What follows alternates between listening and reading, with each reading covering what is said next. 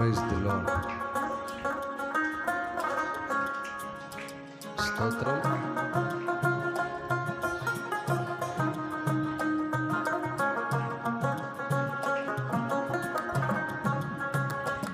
Praise the lord.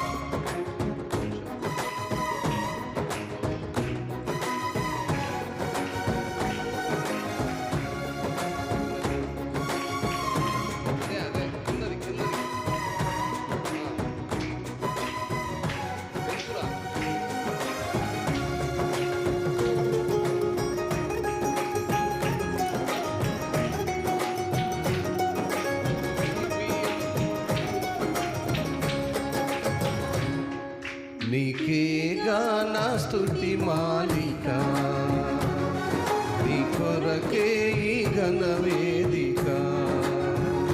నీ ప్రేమ నాపై చల్లారిపోదు, మరణానికైనా వెనుదిరగలేదు.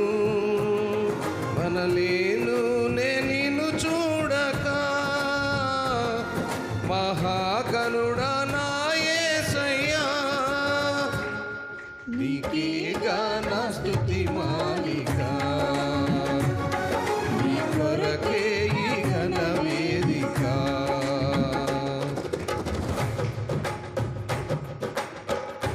Praise the lord.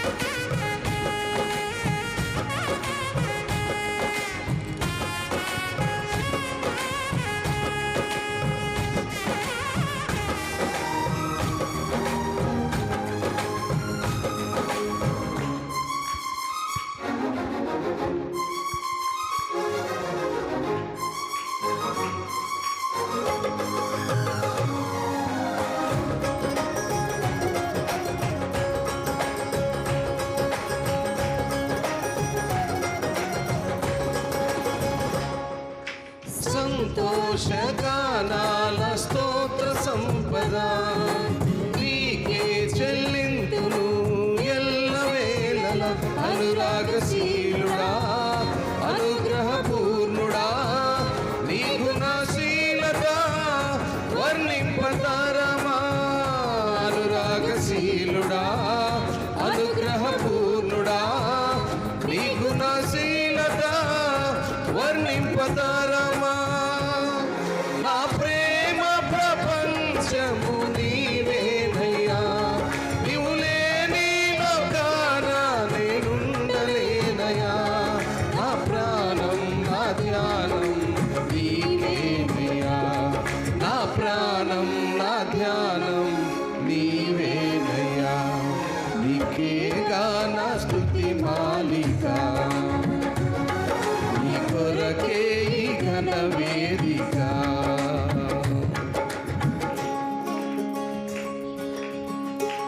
Praise the lord.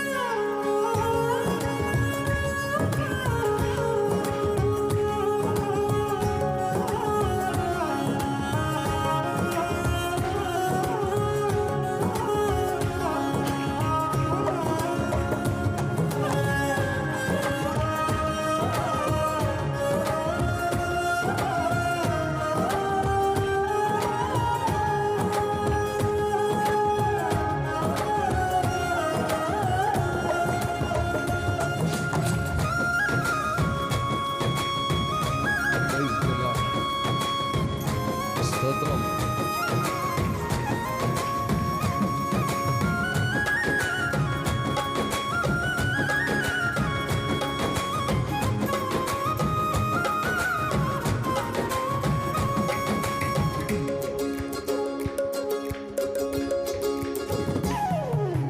నీతో సమమైన బలమైన వారెవరు? వేరే జగమందు ఎందు వెతికినను నీతి భాస్కరుడా, నీ నీతి కిరణం ఈ లోకమంతా ఏలుచున్నదిగా. భాస్కరుడా, నీ నీతి కిరణం ఈ లోకమంతా ఏలుచున్నదిగా. నా మదిలో నా మహారాజు నీవేనయ్యా, ఇహ పరమందు నన్నేలు తేజోమయ్యా. నీ నామం కీర్తించి ఆరాధింతును, నీ నామం కీర్తించి ఆరాధింతును. నీకేగా నా స్తుతి మాలిక, నీ కొరకే ఈ ఘన వేదిక.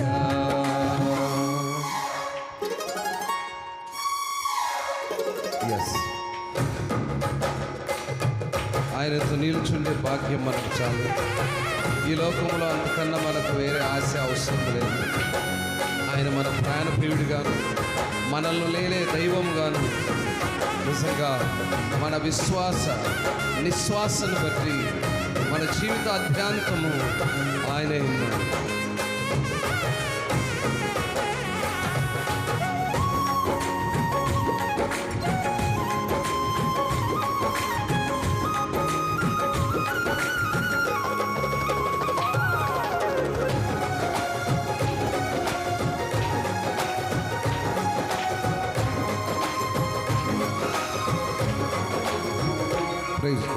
నీతో నిలుచుండు ఈ భాగ్యమే చాలు, వేరే ఆశేమియు లేదు నాకిలలో.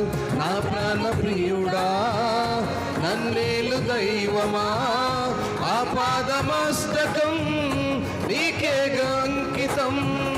నా ప్రాణ ప్రియుడా, నన్నేలు దైవమా, ఆపాదమస్తకం నీకేగా అంకితం. నా శ్వాస నిశ్వాసలు నీవేనయ్యా, నా జీవితాద్యంతం నీవేనయ్యా. నీ కొరకే నేనిలలో జీవింతును, నీ కొరకే నేనిలలో జీవింతును. నీకేగా నా స్తుతి మాలిక, నీ కొరకే ఈ ఘన వేదిక. నీ ప్రేమ నాపై చల్లారిపోదు, మరణానికైనా వెనుదిరగలేదు. మనలేను నిన్ను చూడక, మహాగణుడా నా యేసయ్యా. నీకేగా నా స్తుతి మాలిక, నీ కొరకే ఈ ఘన వేదిక. నీకేగా ఈ స్తుతి మాలిక,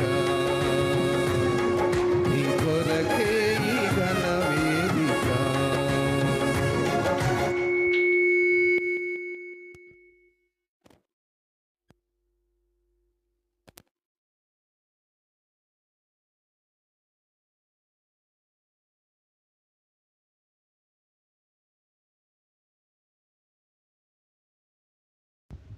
దేవుని ఉన్నతమైన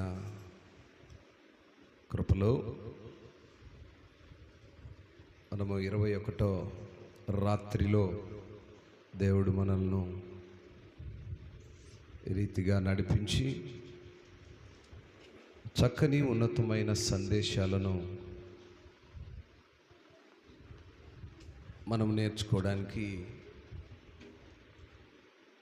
ప్రతిదినం ఒక నూతన వర్తమానాల ద్వారా మన జీవితాలను సరిచేసుకోవడానికి దేవుడిచ్చిన చక్కని సమయం. మంచిది. నేనటి దినమున మనము దేని గురించి తెలుసుకున్నాం? గురుగులు, గోధుమలను గురించినటువంటి ఉపమానాన్ని మనము నిన్నటి దినమున నేర్చుకున్నాం. సంఘాల్లో మనం ఎలా ఉంటున్నాం? గురుగుల వలె ఉంటున్నామా? గోధుమల వలె ఉంటున్నామా? మన ఆధ్యాత్మిక స్థితి ఏంటి అనే విషయాలను నిన్నటి దినమున నేర్చుకున్నాం. ఈరోజు కూడా మరి ఒక చక్కని ఉపమానాన్ని యేసు ప్రభు వారు తన శిష్యులతో అయినను ఆయన ప్రజలతో అయినను మాట్లాడినప్పుడు మొదట ఉపమానాన్ని తెలియజేసేవాడు. ఉపమానము చెప్పి తర్వాత ఏం చేశాడంటే దాని గురించినటువంటి అర్థాన్ని తెలియజేసేవాడు. ఈరోజు కూడా మరి మనం ఒక ఉపమానాన్ని గురించి తెలుసుకుందాం. ఆవగింజను గురించి తెలుసుకుందాం. ఆవగింజ. ఆవగింజ ఎంతమంది తెలుసు? వాళ్ళిద్దరికీ ఇంకెవరికి తెలియదంట. మేరీకి ఆ పక్క శైలజకు తప్ప పాస్టర్మకు సగం తెలుసు అంట. స్తోత్రం, హల్లెలూయా. ఆవగింజ దేనికి కొడతారు? తాలింపు కొడతారు. రైట్. మన అర్థం కాదు.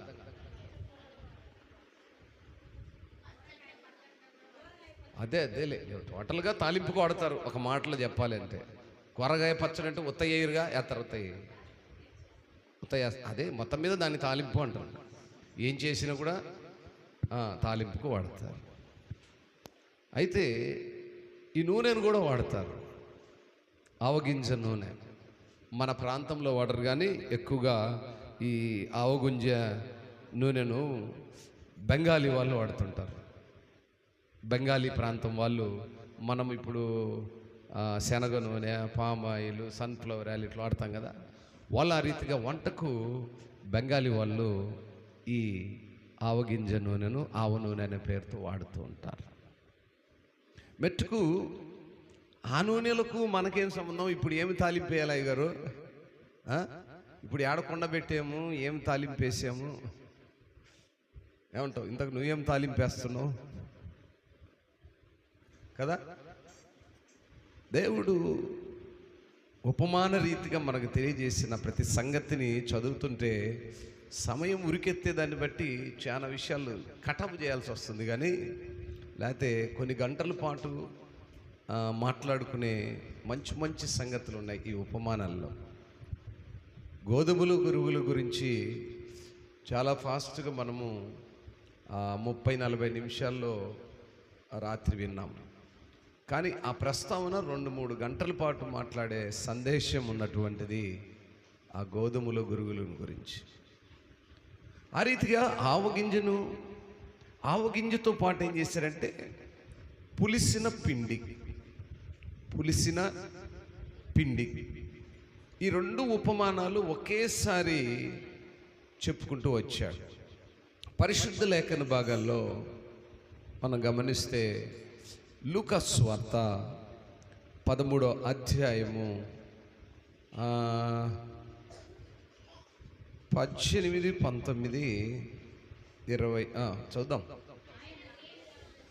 ఆయన దేవుని రాజ్యము దేనిని పోలి ఉన్నది, దేనితో దాన్ని పోల్తును? ఒక మనుష్యుడు తీసుకొని పోయి తన తోటలో వేసిన ఆవగింజను పోలి ఉన్నది. అది పెరిగి వృక్షమాయను, ఆకాశ పక్షులు దాని కొమ్మల యందు నివసించెను. స్తోత్రం, హల్లెలూయా. అసలు దేవుని రాజ్యానికి ఆవగింజకు ఏమన్నా సంబంధం ఉందండి? ఆవగింజలో ఉన్న అంత పెద్ద ఆ విశిష్టత, ఆవగింజకున్నటువంటి ఆ ప్రత్యేక ఉపమానం ఈరోజు క్రైస్తవ జీవితంలో ఆవగింజ అనేది ఒక ప్రాముఖ్యమైన పాత్రను పోషిస్తూ ఉంది. ఒక ప్రాముఖ్యమైన పాత్రను ఆవగింజ పోషిస్తుంది. మనం గమనించినట్లయితే ఒకసారి మనము మత్తయి సువార్త 17వ అధ్యాయము 20వ వాక్యాన్ని మనము చూస్తే 17వ అధ్యాయము, అందుకు ఆయన మీ అల్ప విశ్వాసము చేతనే మీకు ఆవగింజంత విశ్వాసం ఉండిన ఎడల ఈ కొండను చూచి ఇక్కడ నుండి అక్కడి పొమ్మనగానే అది పోవును. మీకు అసాధ్యమైనది ఏది ఉండదని నిశ్చయముగా మీతో చెప్పుచున్నానని వారితో అనెను. ఏమంటే ఇది సాధ్యమేనా? మనలో ఉండవలసిన విశ్వాసము ఆవగింజంత అంట. ఆవగింజంత విశ్వాసము మనలో ఉంటే కొండనే మనము శాసించగల దేవుని పిల్లలమవుతామట. ఇది అసాధ్యమైన సంగతి కదా. మనకైతే అసాధ్యమే. ఎందుకంటే దేవుని చిత్తములో మనము లేము గనుక మనకిది అసాధ్యమే. దేవునికి సమస్తము సాధ్యం. కానీ మన విశ్వాసాన్ని ఆయన ఒక ఉదాహరణగా చూపిస్తూ వచ్చాడు. ఎన్నిక లేని ఆవగింజ మన చేతులు కూడా పట్టుకుంటే అది చేతికి కనీసం వేళ్ళకు కూడా అందనంత అతి చిన్నది. భూమిపైన మొక్కిన మొక్కలన్నిటిలో కూడా ఈ ఆవగింజ విత్తనమే చాలా చిన్నదట. మరి ఈ ఆవగింజకున్న విశ్వాసము మన క్రైస్తవ జీవితాల్లో లేకపోవటాన్ని బట్టే ఈరోజు మనము దేవుని రాజ్యానికి అర్హులము కాలేకపోతున్నాము. దేవుని రాజ్యాన్ని మనం స్వతంత్రించుకోవాలంటే అందుకే ఆయన 18వ వాక్యంలో దేవుని రాజ్యము దేనిని పోలి ఉన్నది, దేంతో మీకు పోల్చి చెప్తును. ఏమండి, ఆయన ఉపమానము మొట్టమొదట తీసుకున్నదే దేవుని రాజ్యము ఎలా ఉంటుందో నేను మీకు ఎలా పోల్చాలి, దేన్ని ఉపమానముగా తీసుకురావాలని ఆయన క్వశ్చన్ మార్క్ వేసాడు. వేసి ఎంతో తేలికైన, ఎంతో మరి దాన్ని ఏమని చెప్పాలో తెలియట్లేదు, సులువైన, అయితే దాని చెట్టు మాత్రము చాలా పెద్దదిగా పెరుగుతుంటుందట, చాలా ఎత్తుగా పెరుగుతుంటుందట. ఎత్తుగా పెరిగినటువంటి ఆ చెట్టుపై అనేక పక్షులు సేద తీర్చుకునేంత పెద్దగా పెరుగుతాయట.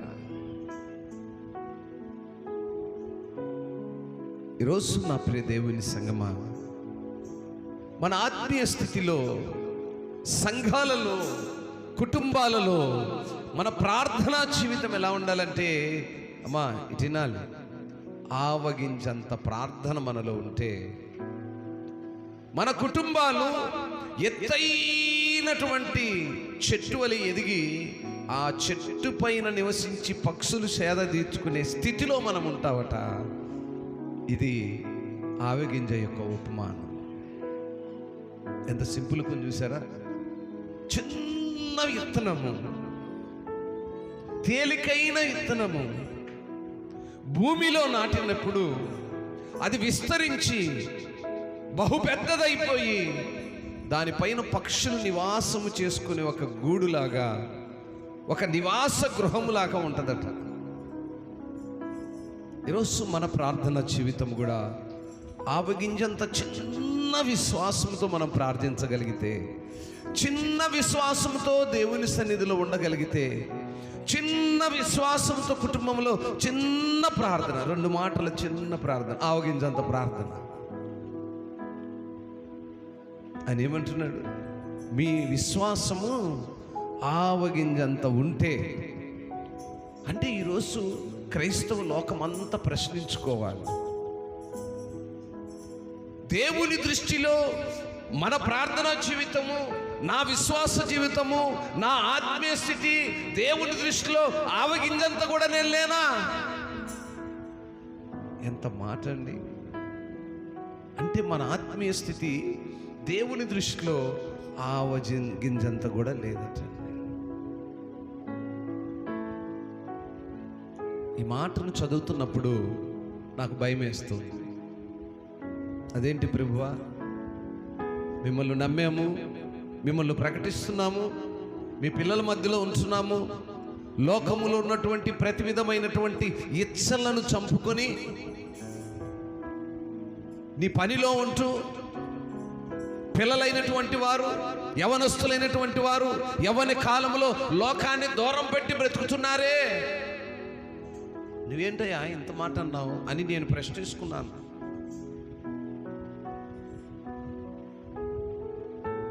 ఇప్పుడు మనం ఆలోచన చేయాలి నా ప్రియ దేవుని సంగమం. దేవుని సన్నిధిలో మన ఆత్మీయ స్థితి ఏ పాటిదో ఆయన అంటున్నాడు. మీరు అటువంటి విశ్వాసము కలిగిన ప్రార్థనా జీవితం మీలో ఉంటే ఆ ఆవగింజ పెరిగి పెద్దదై అనేకమైనటువంటి పక్షులకు నీడలిచ్చేదిగా ఉంటుంది. అంటే ఈరోజు మన ఆత్మీయ స్థితి కూడా ఆవగింజంత ప్రార్థనా జీవితం మనలో ఉంటే మన కుటుంబాలు కట్టబడతాయి, మన కుటుంబాలు ఆధ్యాత్మికంగా ఎత్తబడతాయి, మన కుటుంబాలు ఆ మధ్య ఆకాశంలో ఆయన వచ్చినప్పుడు ఎత్తబడేటువంటి ఆ యొక్క ప్రత్యేకమైనటువంటి స్థలములో మనం ఉంటాం.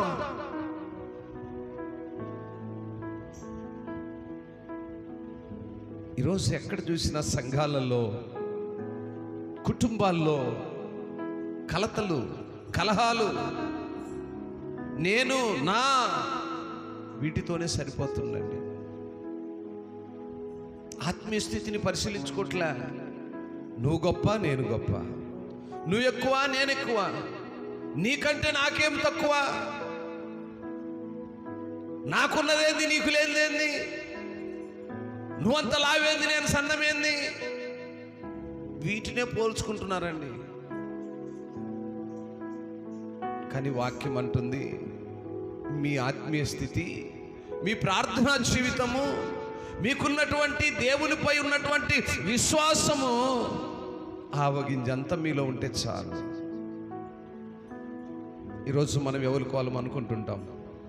నేను ఎవరిని చెప్పట్లేదండి, నన్నే నేను అనుకుంటున్నాను. ప్రభువా, నేను నీ సన్నిధికి వస్తున్నాను, ప్రార్థిస్తున్నాను, అనేక మందికి బోధిస్తున్నాను, అనేక మందిని నీ వైపు నడిపిస్తున్నాను, ఏ మారు లేకుండా. మరి నాకేంటయ్యా?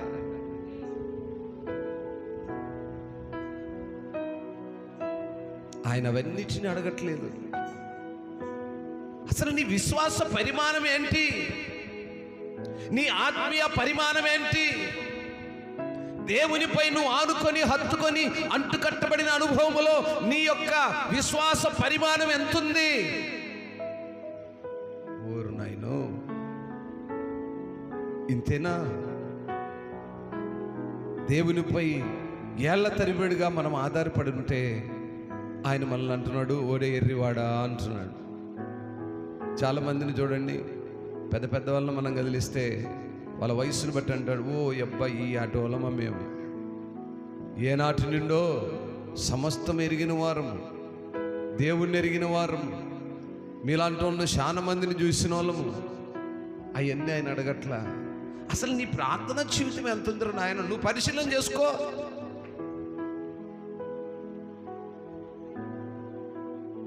ఈరోజు మనల్ని మనం పరిశీలించుకుంటే మన ఆత్మీయ స్థితి జీరో అంటున్నాడు. నన్నే అంటున్నాడు, ఒరే ఎర్రివాడా, నీ ఆత్మీయ స్థితి జీరో అమ్మాయి,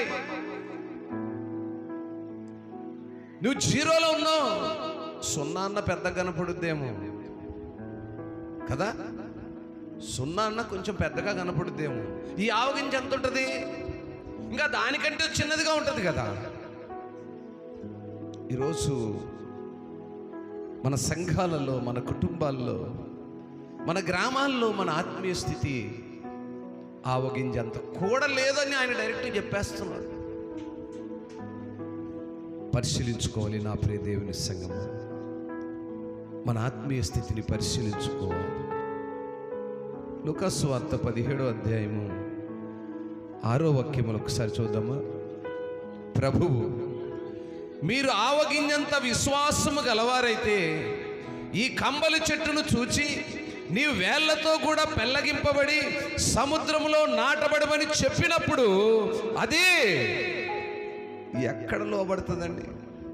ఏమండి, సంఘ విశ్వాసం లోబడుతున్నారా? ఆత్మీయుడు, దేవుని దాసుడు, మరి ఆత్మీయ తండ్రి గద్దించినప్పుడు, బోధించినప్పుడు దానిని ఎకాడికి నెగిటివ్గానే చూస్తున్నారు, కానీ పాజిటివ్గా తీసుకొని ఆత్మీయ తండ్రి చెప్పాడంటే అది మన మంచి కొరకే కదా, దేవుని దాసుడు వివరించాడంటే అది మన మంచి కొరకే కదా. ఆయనకున్న ప్రతి ఇచ్చను చంపుకొని, ఆయన మనలాగా రక్త మాంసములు కలిగి శరీర కోరికలను చంపుకొని సమర్పించుకొని మన దగ్గరకు వచ్చి దేవుని గురించిన సువర్తమానమును ప్రకటిస్తున్నాడు. అది మన కొరకే కదా, మన కుటుంబాల కొరకే కదా, మన బిడ్డల కొరకే కదా, మన గ్రామము కొరకే కదని లోబడేటువంటి విశ్వాసులు ఉన్నారా అండి? నువ్వు నిజంగా ఆవగించేంత విశ్వాసం కలిగి ఉంటే నోరు లేని చెట్టు, నోరు లేని ఆ మొక్క నీ మాట వింటది అంటున్నాడు. మరి ఈరోజు ఆయన చక్కగా చెప్తుంది ఏంటంటే, కంబలు చెట్టును చూచి నీ వేళ్లతో కూడా పెళ్ళగింపబడి సముద్రములో నాటబడుమని చెప్పినప్పుడు అదేమవుతుందట, నీకు లోబడుతుందట. ఈరోజు మనం ఎంతమంది లోబడుతున్నాం? సేవకులు బోధించినప్పుడు ఎంతమంది లోబడుతున్నారండి? సేవకుని మాటను ఎంతమంది మాదిరిగా తీసుకుంటున్నారు? ఇది మన విశ్వాసానికి ఒక పరీక్షగా ఉంది. మన విశ్వాసానికి ఇది ఒక పరీక్ష అండి. దేవుని సన్నిధికి మనం నడుస్తున్నప్పుడు, దేవుని మాటలను మనం ఆలకిస్తున్నప్పుడు మన విశ్వాసాన్ని తెలియజేస్తుంది. ఈ మాటను మత్తయి సువార్తలో రాశారు, మార్కు సువార్తలో రాశారు, లూకా సువార్తలో రాశారు. మరి వీళ్ళందరూ కూడా ఈ మాటని తెలియజేశారు. ఆవగింజను గురించినటువంటి వర్తమానాలే చెప్పుకుంటూ వచ్చారు. అయితే లూకా ఏం చేశాడంటే ఆవగింజని పులిసిన పిండిని కలిపి చెప్పుకుంటూ వచ్చాడు. ఇక్కడ ఒక మనుష్యుడు తీసుకొని పోయి తన తోటలో వేసిన ఆవగింజను పోలి ఉంటుంది, అది పెరిగి వృక్షమవుతుంది, ఆకాశ పక్షులు దాని కొమ్మలయందు వినాలి, కొమ్మలయందు ఏం చేస్తున్నాయి? నిద్రపోతున్నాయి. అంతే రాశాడా? ఏంటిదో చదవండి అమ్మా, వాక్యం తీసి చదవండి, బైబిల్ ఉన్నాయిగా. లూకాసు వార్త 13వ అధ్యాయము 19వ వాక్యంలో రాయబడిన మాట ఏంటంటే, ఒక విశ్వాసి సంఘములో పెరిగి వృక్షము వలె విస్తరింపబడి ఆకాశ పక్షులు ఆ కొమ్మలపై ఏ రీతిగా నివసిస్తాయో ఆత్మీయ స్థితిలో మన కుటుంబాల్లో, సంఘాల్లో ఆత్మీయముగా నివసించాలి. వృక్షము వలె ఆధ్యాత్మికంగా విస్తరించాలి. అప్పుడు మాకు వచ్చే లామ్మేందయ్య గారు, మేము విస్తరిస్తాము, మేము ప్రార్థన జీవితంలో ఉంటాము, మాకేంటి లాభం అన్నప్పుడు అప్పుడు 18వ వాక్యాన్ని చదువుకోండి. దేవుని రాజ్యము మనకు సమీపములో ఉంటుంది. స్తోత్రం, హల్లెలూయా. ఎప్పుడైతే నీ సంఘములో దేవుణ్ణి అంటుకట్టుకొని వృక్షం వలె పెరుగుతావో, దానిని మీద ఆ చెట్టు ఏ రీతిగా నీడనిచ్చేది ఉందో, ఆ కొమ్మల యందు ఆ యొక్క పక్షులు ఏ రీతిగా నీడను కలిగి ఉంటున్నాయో, దేవుని యొక్క సన్నిధిలో ఆధ్యాత్మికంగా నువ్వు ఎదుగుతున్నప్పుడు ఆ నీడ మనపై ఉంటుంది. స్తోత్రం, హల్లెలూయా. ఆధ్యాత్మికముగా ఆ నీడను కలిగిన పిల్లలముగా మనం ఉన్నప్పుడే దేవుని రాజ్యాన్ని మనము స్వతంత్రించుకోగలుగుతాం. లోకములో, సమాజంలో ఎన్ని మిద్దలు, ఎన్ని మేడలు, ఎన్ని అర్హతలు మనము కలిగి ఉన్నా దేవుని నీడలో మనము నివసించాలి. దేవుని నీడలో మనం విస్తరించాలి. దేవుని సన్నిధిలో విస్తరించాలి. కుటుంబాల్లో ఆధ్యాత్మికంగా విస్తరించాలి. చెట్టు ఏ రీతిగా పెరిగి వృక్షమై ఆ వృక్షంపై అనేక పక్షులు నివసించటానికి నీడనిచ్చాయో, మన ఆధ్యాత్మిక స్థితి మన కుటుంబంలో నివసిస్తున్న కుటుంబం అంతటిని దేవుని వైపు నడిపించేదిగా ఉండాలి. స్తోత్రం, చప్పట్లు కొట్టు. అది ఆవగింజ యొక్క ఉపమానం మనకు నేర్పిస్తుంది. ఇక రెండవది పులిసిన పిండి. పులిసిన పిండి మీకు అందరికీ తెలుసు కదా. ఏడుంటుంది పులిసిన పిండి? దేంట్లో ఉంటుంది ఎక్కువ పులిసిన పిండి? అసలు పులిసిన పిండి అంటే ఏంది? చెప్పరేంద్రయ్యా.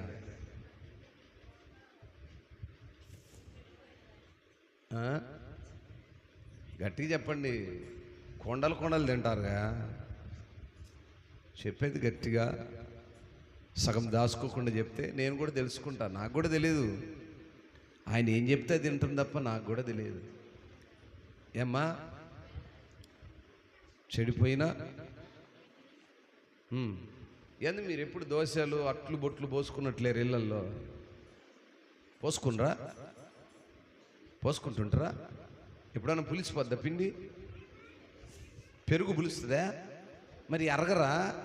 ఎందుకు కొత్తగా మీకు తెలియనిది ఏదో నేను తెలుసుకొని వచ్చి మీకేదో నేర్పిస్తున్నట్టుగా కాదక్క. అట్లు పోసుకోరు, దోశలు పోసుకోరు, 2 రోజులు పక్కన పెట్టండి, ఏమైపోద్ది? ఇంకంతేకాదు. యాంది దాన్ని అంతసేపు ఆలోచన చేసి మీరు చెప్తే కానీ నేను ఏంట మరి యాందిగా దాన్ని అంతసేపు సాగదీసి నానబెట్టి ఏదో నేనేదో తయారు చేసుకొస్తే మీరు దాన్ని ఇంటున్నట్టుగా. ఇప్పుడు పెరుగు కూడా పులిసిపోదు? పులుతుంది లేదా?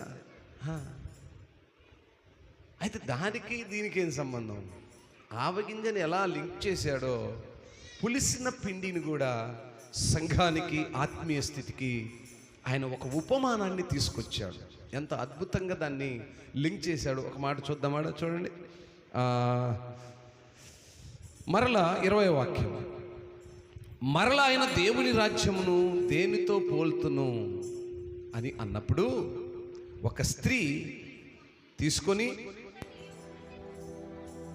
అంతయు పులిసి పొంగు వరకు 3 కుంచెముల పిండిలో దాచిపెట్టిన పుల్లని పిండిని పోలి ఉన్నదని చెప్పాను. స్తోత్రం, హల్లెలూయా. పులిసిన పిండి, పులియని పిండి 2 వేరు వేరు కదండి? వేరేనా? కలిసి ఉంటాయా? పులిసిన పిండి, పులిసిన పిండికి సాదృశ్యం ఎవరంటే సద్దుకయ్యులు, పరిసయ్యులు, హేరోదు. వీళ్ళందరూ పులిసిన పిండి లాంటి వాళ్ళు. వీళ్ళు ఎంతవరకు యేసు ప్రభు వారికి సిలువ వేయాల్సిందే, ఆయనను వేరు చేయాల్సిందే. ఆయనలో ఏ పాపము లేకపోయినా పులిసిన స్వభావం కలిగిన వారై ఆయన సిలువకు అప్పగించాలని తీర్మానం చేసుకున్నాం. పులియని పిండికున్న స్వభావం ఏంటి? పులియని పిండికున్న స్వభావం ఏంటి? మరి గళితీయులకు రాసిన పత్రిక ఒకసారి మనము చూద్దాం. గళితీయులకు రాసిన పత్రిక 5వ అధ్యాయము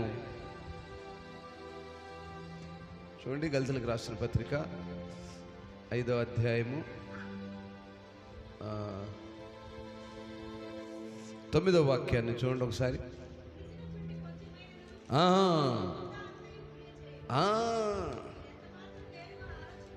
రైట్, అది సంగతి.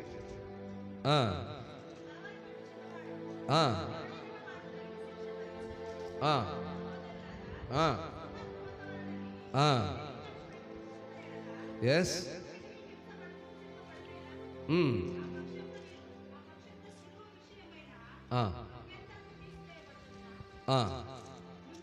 చాలు.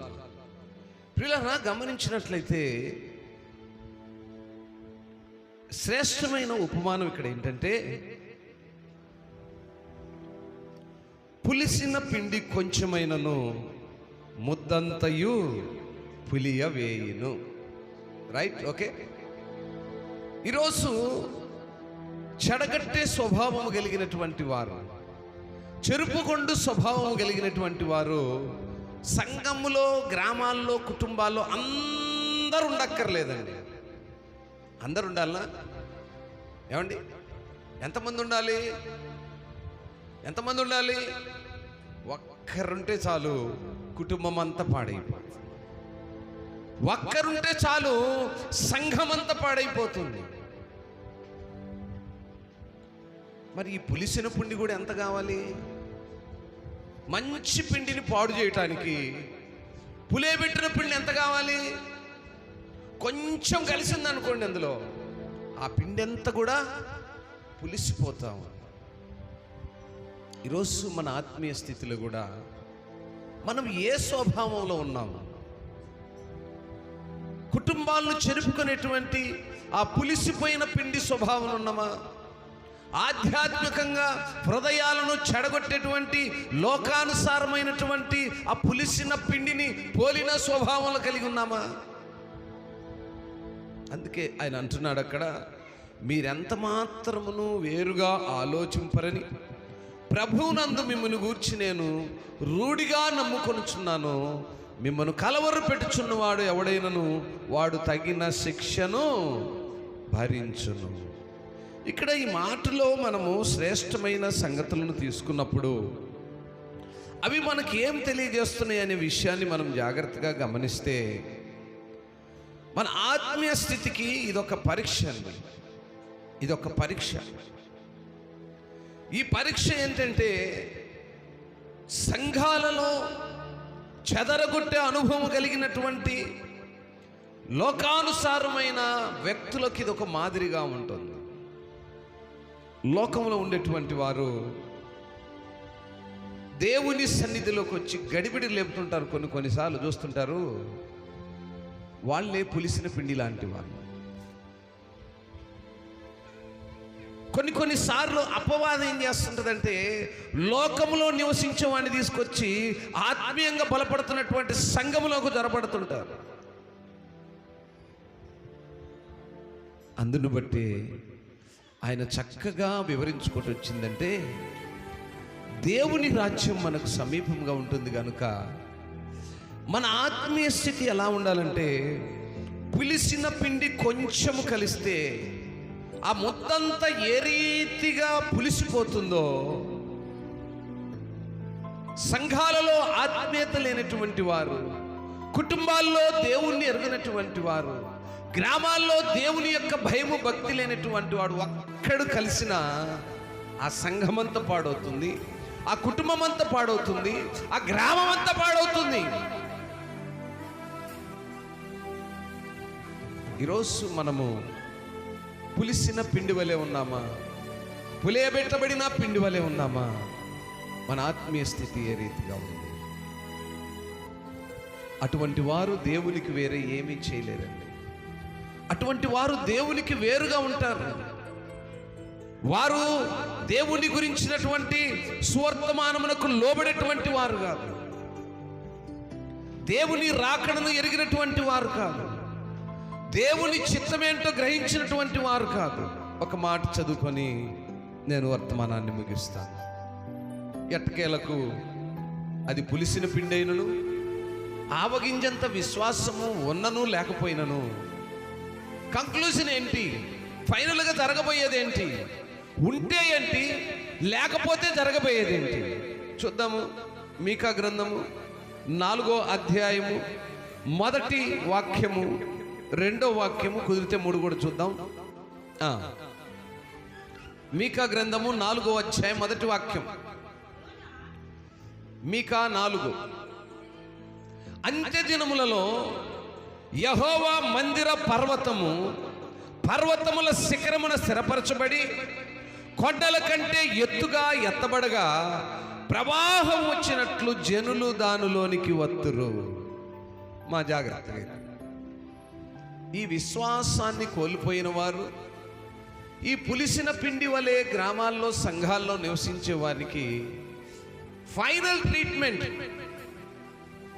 ఫైనల్ జరిగేటువంటి తీర్పు, ఫైనల్గా వచ్చేటువంటి రిజల్ట్, ఫైనల్గా వచ్చేటువంటి లాభ నష్టాలు ఏంటి అంటే, అంత్య దినములలో దేవుని మందిరము అనగా దేవుని మందిర పర్వత శిఖరమున స్థిరపరచబడి కొండల కంటే ఎత్తుగా ఎత్తబడగా ప్రవాహం వచ్చినట్లు జనులు దానిలోనికి వచ్చేదరు. స్తోత్రం. ఎప్పుడంటిది?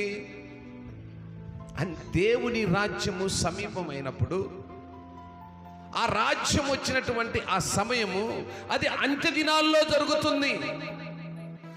అది జరిగినప్పుడు మరి రెండో వాక్యంలో కూడా అంటాడు, కాబట్టి ఆ కాలమున అన్యజనులు అనేకులు వచ్చి సియోనులో ఉండి ధర్మశాస్త్రమును, యెరూషలేములో నుండి యెహోవా వాక్కును బయలువెళ్ళును.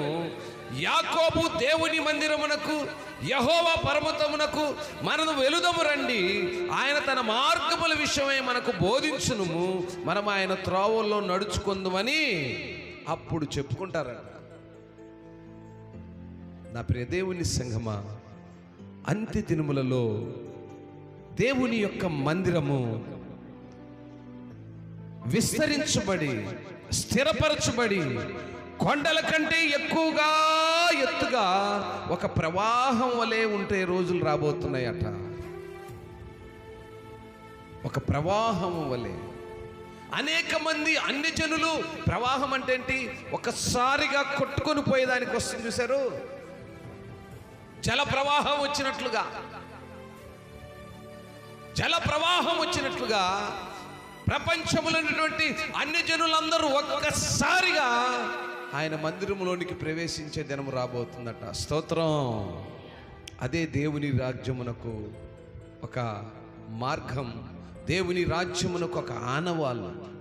అందుకన్నాడు, కాబట్టి ఆ కాలమున అన్యజనులు అనేకులు వచ్చి సియోను నుండి ధర్మశాస్త్రమును, యెరూషలేము నుండి యెహోవా వాక్యమును బయలు వెళ్ళినో. ఈరోజు నా ప్రియ దేవుని సంగమా, ఇంకా మూడో వాక్యంలో అంటాడు, ఆయన మధ్యవర్తి అయి అనేక జనములకు న్యాయము తీర్చును, దూరమున నివసించు బలము గల అన్యజనులకు తీర్పు తీర్చును. వారు తమ ఖడ్గములను నాగటి నక్కులుగాను తన ఈటలను మచ్చు కత్తులుగాను సాగకొట్టుకుందురు. జనం మీదికి జనము ఖడ్గము ఎత్తకయుండును, యుద్ధము చేయ నేర్చుకొనుట జనులిక మానేస్తారట. ఇప్పుడు తిరగబడతా ఉన్నారు ప్రజలు. ఆ దినమునికి తిరగబడే అవకాశమే లేని దినాలు రాబోతున్నాయి.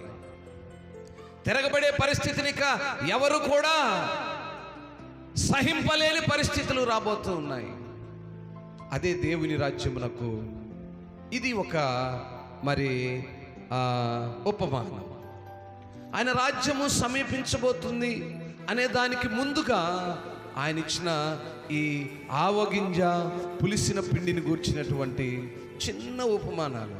ఇంకా చాలా సంగతులు ఉన్నాయి, వివరించుకుంటూ వెళ్తే చాలా సంగతులు చెప్పాడు. దేవుని రాజ్యంలో మనం ఉండేటప్పుడు మనకు ఉండవలసినటువంటి అనేక సంగతులను ఆయన వివరించుకుంటూ వచ్చాడు. అంత లోతుకు వెళ్ళకపోయినా పర్వాలేదు, కానీ దేవుని రాజ్యము ఆవగింజను పోలి, దేవుని రాజ్యము పులియని ఆ యొక్క పిండిని పోలి ఉన్నదట. పులిసిన పిండెంతనూ పాడు చేస్తుంది. ఒక లోకానుసారుడు ఆత్మీయుని చెడగొడతాడు, ఒక లోకంలో తిరుగుతున్నటువంటి అవిశ్వాసి విశ్వాసిని చెడగొడతాడు. ఇదే పులిసిన పిండి, పులి అని పిండి. మన విశ్వాసము ఆధ్యాత్మికముగా ఆవగింజంత జీవితము, ఆవగింజంత విశ్వాసము, ఆవగింజంత ప్రార్థన మన జీవితాల్లో ఉంటే ఆ ప్రార్థన ఒక వృక్షం వలె ఎదిగి అనేక మందికి నీడనిచ్చేదిగా ఉంటుందంట. అంటే మన ప్రార్థన మన కుటుంబాల్లో అనేక మందిని రక్షణలోనికి, మారు మనసులోనికి నడిపిస్తుంది. వృక్షం వలె మన ప్రార్థన విస్తరిస్తుంది. వృక్షం వలె మన ప్రార్థన కుటుంబాల్లో పనిచేస్తుంది. వృక్షం వలె మన బిడ్డలను, కుటుంబాలను మార్చి దేవునికి సమీపంగా తీసుకొస్తాయి. అప్పుడేం చేస్తాయంట? ఆ నీడన నివసిస్తాయట. స్తోత్రం. దేవుని నీడలో నివసించేటువంటి కుటుంబాలుగా, బిడ్డలుగా, తల్లులుగా, సంఘాలుగా మనం సిద్ధపరచబడాలి. అందుకన్నాడు, దేవుని రాజ్యం ఈ రీతిగా ఉందని దేంతో నేను పోల్చి చెప్పమంటారు అని ఆయన రెండు ఉపమానాలు చాలా సూక్ష్మంగా వివరించారు. ఈరోజు నా ప్రియ దేవుని సంగమా, మీకు అర్థమైందో లేదో నాకైతే తెలియదు, కానీ నేనైతే చాలా భయపడుతున్నాను. ప్రభువా, మా ప్రార్థన జీవితం ఇంత చిన్నదా? మా ఆత్మీయ స్థితి ఇంత చిన్నదా? మేము చాలా పెద్దగా కేకలు వేసి దినమంతా నీ సన్నిధిలో ఉంటూ భ్రమలో మేమున్నామే. నువ్వైతే మమ్మల్ని ఆవగింజతో తీసేసావు కదయ్యా అని నేనైతే మనసులో వేదన పడుతూ ఉన్నాను అంటే మన ఆత్మీయ స్థితి సరిపోదు, మన ప్రార్థన జీవితం సరిపోదు. మనము 40 దినాలు కాదు 40 సంవత్సరములు దేవుని సన్నిధిలో ఈ రీతిగా మోకరిల్లిన ఆయనకి ఇష్టమైనటువంటి ఆ ఆవగింజంత విశ్వాసాన్ని మనం కలిగి బ్రతకలేమేమో అని నేనైతే భయపడుతూ ఉన్నాను. మీరు ఎట్లున్నారో నాకైతే తెలియదు, కానీ ఆ ఉపమానాల గురించిన అనేక సంగతులు ఇంకా వివరాల్లోకి వెళ్ళి చదువుతున్నప్పుడు చాలా భయం వేస్తుంది. నా ప్రియ దేవుని సన్నిధి చాలా భయంగా ఉంది. రానున్న దినాల్లో మనం ఏమైపోతామో, నేను అని చెప్పుకునేటువంటి మన గొప్పలను ఏమైపోతాయో ప్రార్థన చేసుకుందామా? ప్రార్థనలోకి భావించుదాం. అందరము ప్రార్థనలోకి భావించుదాం. అవునయ్యా, ఈరోజు నాయన నీ మాటలు మీద నాయన నీ సన్నిధిలో మేము మోకరిల్లుతున్నాం. మమ్మల్ని మేము పరిశీలించుకుంటున్నామయ్యా. ఇదిగో నాయన నీ మాటలు మాతో బోధిస్తున్నాయి. మీలో ఆవగింజంత విశ్వాసం ఉంటే మీరు ప్రార్థన చేస్తే ఆ కొండలు ప్రక్కకు వెళ్ళిపోమనగానే వెళ్ళిపోవా అన్నారు. కొండలు పెకలించేంత విశ్వాసం కాకపోయినా నైనా నీకు ఇష్టలుగా నివసించేంత విశ్వాసమైన మాకు దయచేయ. అంటే నైనా మా ప్రార్థన సరిపోవట్లేదు, మా ఆరాధనలు సరిపోవట్లేదు నాయన, మా శక్తి మీ సన్నిధిలో సరిపోవట్లేదు. కావలసిన శక్తిని మాకు దయచేయ. ఆవగింజ కంటే ఇంకా నలుసువలే ఉన్న మా విశ్వాసాలను విస్తరింపచేయ నాయన. నీ సన్నిధిలో మేము ఉంటున్నాం, ఏమారక ప్రార్థనలు చేస్తున్నాం, ఏమారుగా గోచారుతున్నాం. మాలోకున్నటువంటి లోక సంబంధమైనటువంటి ఈ లోక సంబంధమైన ఇచ్చలన్నిటిని విడిచి నిన్ను వెంబడిస్తున్నాం. అయినప్పటికీ మాలో కొదువు కలిగినటువంటి ఆవగింజంత విశ్వాసం ఈరోజు మమ్మల్ని ప్రశ్నిస్తుందయ్యా. అవునయ్యా, నిజంగా మా విశ్వాసం ఏ పాటిదో మేము పరీక్షించుకోమని ఈరోజు నీ మాటలు మాకు తెలియజేస్తున్నాయ్యా. అవునయ్యా, మేము పరీక్షించుకుంటున్నాం. మా సంఘాలను కుటుంబాలను కట్టుకోవడానికి మా ప్రార్థనలు ఏపాటి, మా విశ్వాసం ఏపాటిదని మేము పరీక్షించుకుంటున్నామయ్యా. పులిసిన పిండి వలె, పులి అని పిండి వలె, పులిసిన పిండి కొంచెమైనను పులి అని పిండిని అంతటిని పాడు చేయనని మీరు సెలవిచ్చారు. ఈరోజు లోకములో తిరుగుతున్న ఒక్క వ్యక్తి చేరితే విశ్వాసులైన బిడ్డలందరూ పాడైపోతారని నీ వాక్యం తెలియజేస్తుంది. అయ్యా, మా ఆత్మీయ స్థితిని మేము జ్ఞాపకం చేసుకుంటున్నాం. మీరు మాతో మాట్లాడినటువంటి ప్రతి ఉపదేశాన్ని, ప్రతి ఉపమానమును మా జీవితాలకు అన్వయించుకొని మేము పరిశీలించుకుంటున్నామయ్యా. సహాయం దయచేయ. మా ఆత్మీయ స్థితిలో, మా ప్రార్థన జీవితాల్లో, మా సంఘారాధనల్లో, మా కుటుంబాలకు తండ్రి చిన్న ఆవగింజ వృక్షం వలె విస్తరించి అనేక పక్షులకు నీడనిచ్చినట్లుగా మా ప్రార్థనా జీవితము, మా ఆత్మీయ స్థితి, మా కుటుంబాలు కట్టబడుటకు, మా సంఘాలు కట్టబడుటకు, నాయనా మా యొక్క రక్త సంబంధులు కట్టబడుటకు, అనేక మంది అన్యులను నీ సన్నిధిలో నివసింపజేయటకు కావలసినటువంటి ఆత్మీయ విశ్వాసాన్ని, ప్రార్థనా జీవితాన్ని మాకు దయచేయమని ప్రార్థిస్తున్నామయ్యా. కొదువు కలిగినటువంటి మా యొక్క ఆత్మీయ స్థితి, భ్రమలో ఉన్నటువంటి మా యొక్క ప్రార్థన జీవితం ఆవగింజ కంటే తేలిగ్గా ఉందని మేము ఎరగలేకపోయామయ్యా. ఈరోజు మీరు మాతో మాట్లాడారు. మేము నాయనా ఆలోచింపజేసే సంగతులు మీరు మాతో మాట్లాడారు. నిజంగా నాయనా మేము ప్రశ్నించుకుంటున్నాము, పరిశీలించుకుంటున్నాము, నీకు ఇష్టలుగా నివసించడానికి తీర్మానం చేసుకుంటున్నాము. ప్రేమగల తండ్రి, నీ ఘనమైన పాదాలను బట్టి స్తోత్రాలయ్యా. ఇంతవరకు మీరు మాతో మాట్లాడిన సంగతులను మేము నెమరేసుకుంటూ మా ఆత్మీయ స్థితిని నీకు ఇష్టంగాను, ఆవగింజను పోలినటువంటి జీవితాలు కలిగిన వారం గాను, ఆవగింజ విస్తరించి మహావృక్షమై ఆ వృక్షం ఏ రీతిగా పక్షులకు నీడలనిచ్చిందో మేము నీ సన్నిధిలో విస్తరించి అనేక మంది పిల్లలను నీ సన్నిధికి నడిపించేటువంటి విశ్వాసులుగా మమ్మల్ని ఉంచుమని, ఇంతవరకు మీరు మాతో మాట్లాడిన ప్రతి మాటను బట్టి మా జీవితాలను అన్వయించుకొని కొదువులు కలిగిన ప్రతి బిడ్డను సరిచేయమని యేసయ్య ఘనమైన నామములో ప్రార్థించి అడిగి వేడుకుంటున్నాము తండ్రి. త్రియేక దేవుని కృపా కాపుదల చేరువచ్చిన సంఘమున సకల పరిశుద్ధులకి ఇప్పుడెల్లప్పుడు సదాకాలం ఆయన కృపతోడే నడిపించునుగాక. ఆమేన్.